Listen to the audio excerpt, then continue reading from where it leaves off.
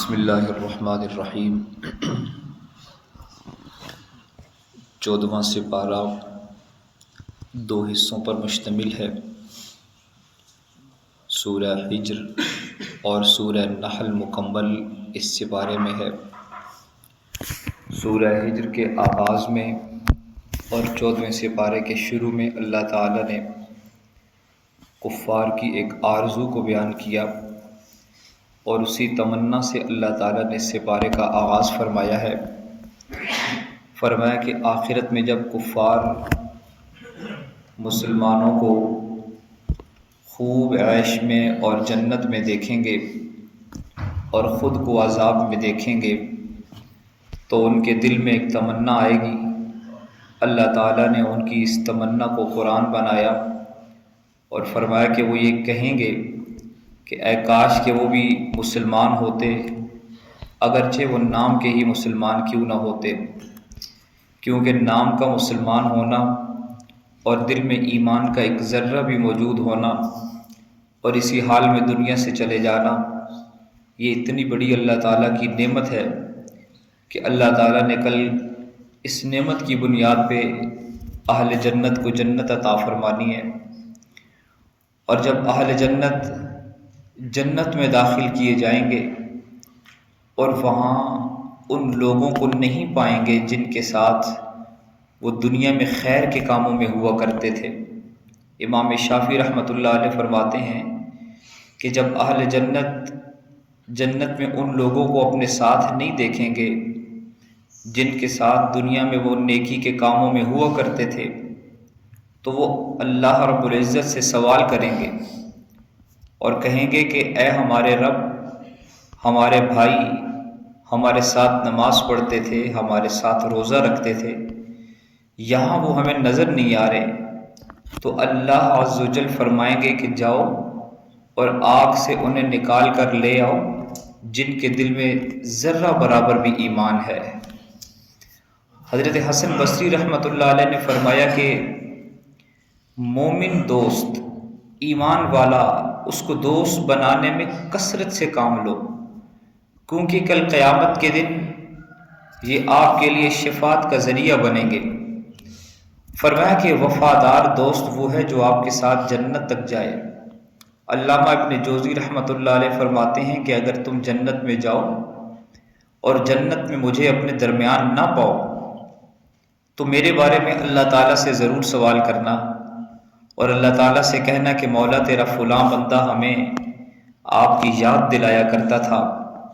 پھر وہ رحمت اللہ علیہ رو پڑے، اللہ تعالیٰ ان پر وسیع رحمت نازل فرمائے اور اللہ تعالیٰ ہم سب کو جنت میں داخل فرمائے۔ اس سپارے کا آغاز اسی آرزو سے ہوتا ہے۔ کفار کل قیامت کے دن کہیں گے کہ اے کاش ہم بھی ایمان والے ہوتے اور ہمیں بھی جنت میں داخل کر دیا جاتا۔ اس کے بعد قرآن کی حفاظت کو اللہ تعالیٰ نے بیان فرمایا کہ اللہ نے قیامت تک کے لیے قرآن کی حفاظت کا ذمہ لیا ہوا ہے۔ پھر اس کے بعد عالم انسانیت کی تخلیق کو بیان فرمایا کہ اللہ نے انسان کو مٹی سے بنایا، فرشتوں کا مسجود بنایا، شیطان مردود ہوا، اس نے قیامت تک انسانوں کو گمراہ کرنے کی قسم اٹھائی۔ پھر اس کے بعد اللہ تعالیٰ نے 3 واقعات بیان فرمائے۔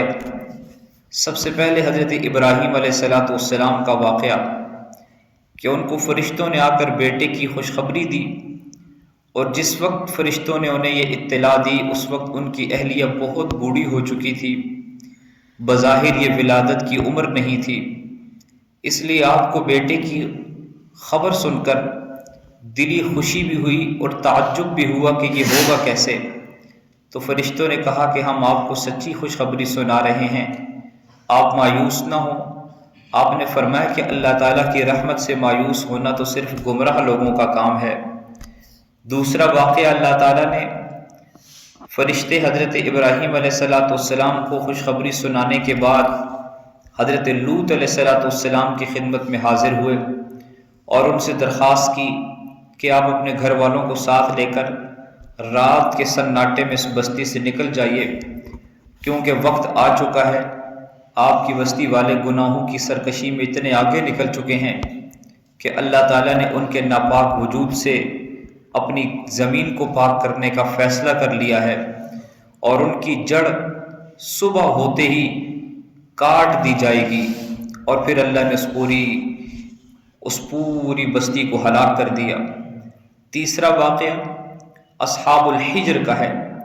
ان سے مراد قوم سمود ہے۔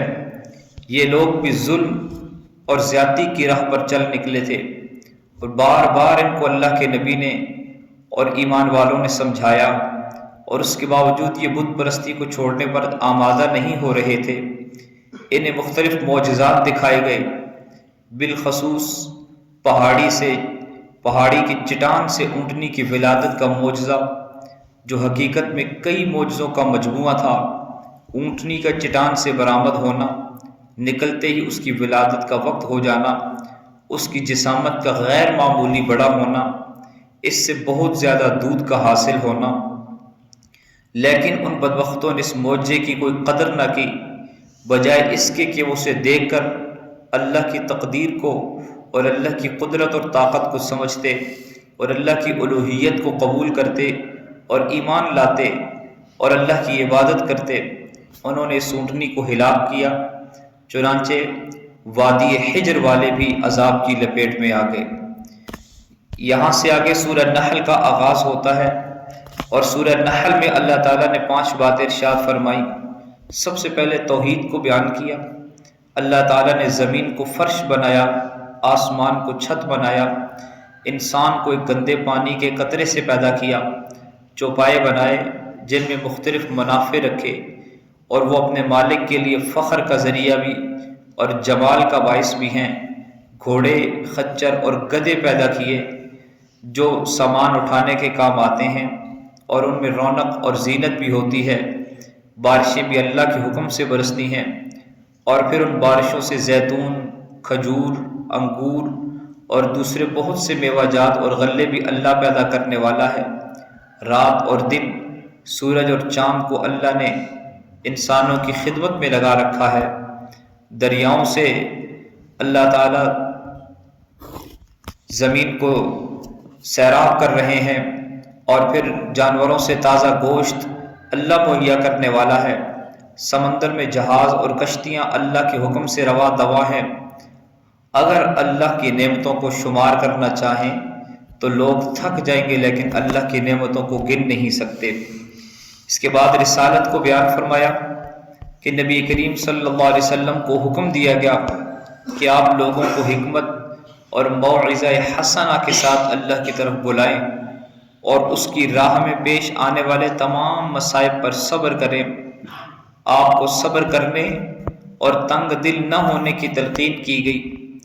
اس کے بعد شہد کی مکھی کا نظام اللہ تعالیٰ نے بیان فرمایا کہ بہت عجیب نظام ہے کہ اللہ کے حکم سے پہاڑوں اور درختوں میں اپنا چھتا بناتی ہے، اور یہ مختلف قسم کے پھلوں کا رس چوستی ہے، پھر ان سے اللہ تعالیٰ شہد نکالتے ہیں جس کے رنگ مختلف ہوا کرتے ہیں، اور اس شہد میں اللہ نے انسانوں کی بیماریوں کے لیے شفا رکھی ہے۔